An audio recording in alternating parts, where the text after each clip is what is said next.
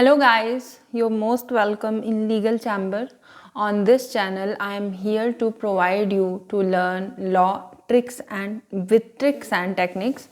So please, if I make a mistake, pardon me in advance. Okay, and then let's start it.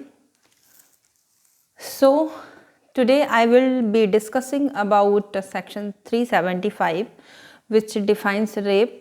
There are three kinds of ways by which we can cover this section, and here the accused should be man. It is mandatory, friends. Accused had to be man, and these three ways, which is penetration first, and second is manipulation, and third is application of mouth. These two is covered under only penetration, manipulation under penetration. तो हम ये अगर देखें तो ये 4 kind of categories हैं, यहाँ पे ऑब्जेक्ट्स हैं ये penetrates in vagina, penetration urethra, penetration in anus, penetration in labia majora. Labia majora is also kind of vagina, covered under vagina. Actually this is all medical terms. You can find out is by Google or discuss with any friends who are medical intern. Then अगर इन सभी चारों objects में penetrate किया जाता है by penis और other object, यहाँ पे ध्यान से समझिएगा फ्रेंड्स, ये बाई पेनिस या किसी भी ऑब्जेक्ट के थ्रू पेनिट्रेट किया जाता है तो ये रेप के ऑफेंस में कवर किया जाएगा. And third is application of mouth. आप माउथ में एप्लीकेशन कर रहे हैं, यहाँ पे सिर्फ पेनिस ही एप्लीकेबल है. यहाँ ऑब्जेक्ट ये वाला पार्ट जो है ये थर्ड वाली कैटेगरी में नहीं रखा गया है. Application of mouth by only penis is applicable.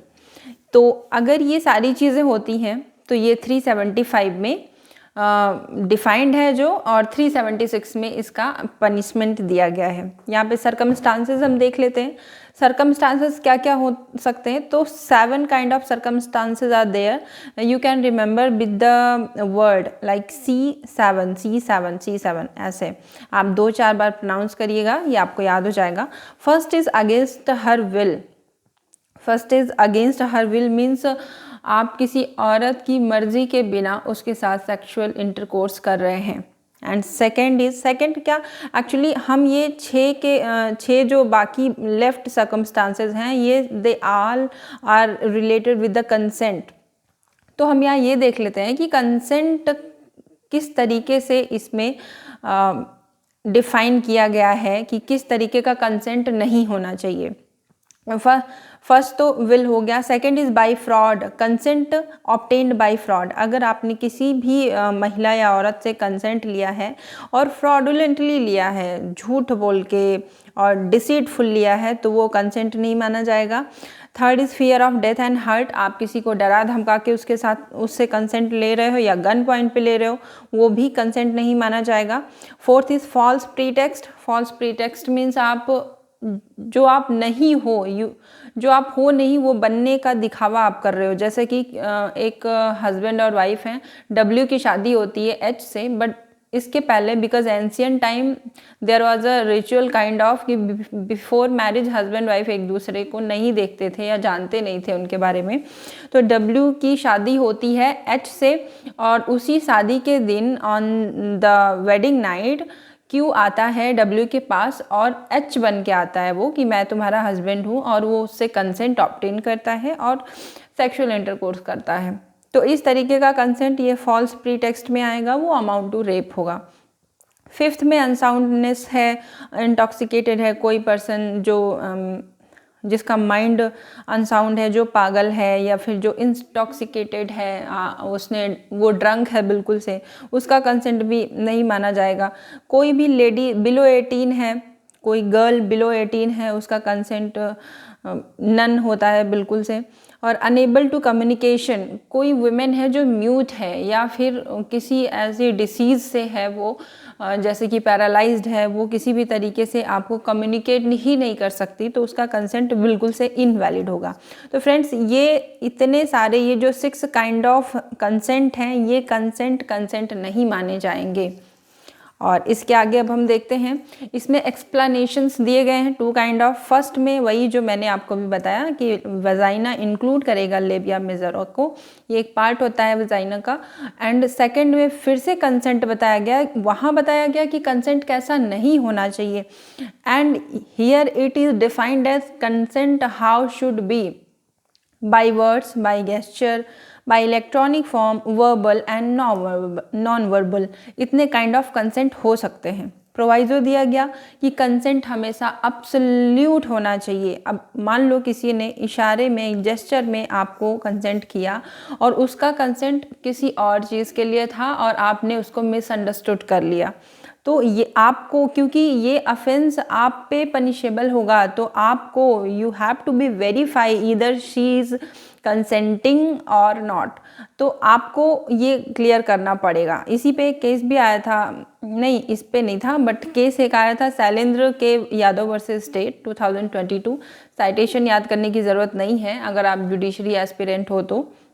उसमें ये बताया गया था कि genuine promise to marry does not amount to rape, intention should be active in malice. अक्सर क्या हो रहा था, अभी जुडिशरी में बहुत सारे केसेस ऐसे आ रहे थे जिसमें गर्ल एंड बॉय लिविंग में रहते थे और बाद में पहले बॉय बोलता था शादी करूँगा और उसके बाद में वो नहीं करता था शादी। तो ऐसे बहुत सारे केसेस आने लगे। तो इसमें ये बताया गया कि शुरू से ही बॉय का एक्टिव मैलिस अगर नहीं है, उसका इंटेंशन फ्रॉड करने का नहीं है, तो आप उसको रेप के अमाउंट में नहीं डाल सकते। क्योंकि कभी कभी ये होता है कि पेरेंट्स नहीं मानते हैं या बहुत सारी प्रॉब्लम्स आ जाती हैं बीच में, उस वजह से वो मना कर देता है शादी के लिए, तो वो रेप का अमाउंट नहीं होगा। उसमें आपको एक सब्जेक्टिव टेस्ट आपको लेना होगा कि उसका जो अर्लियर इंटेंशन था वो एक्टिव मैलिस था और नहीं था। एक्सेप्शंस 2 दिए गए हैं सेक्शन 375 में। Medical procedure in good faith, medical procedure means अगर आप अपनी गायनी के पास जाते हो, वो मेल है या फीमेल है और उसके थ्रू वो बिल्कुल ही एक्सक्लूडेड है।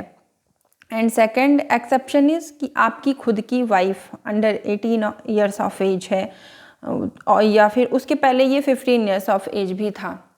तो फ्रेंड्स, ये सेक्शन 375 है और 376 हम इसके बाद में समझेंगे अगले आने वाले वीडियो में, क्योंकि वीडियो भी काफ़ी लेंथी हो जाती है।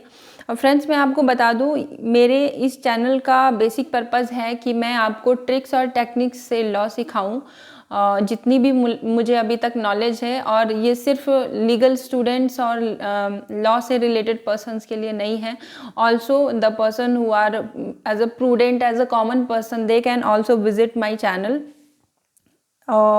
So that is it. And guys, if this information was helpful for you, then please like, share and subscribe, and thank you for watching this.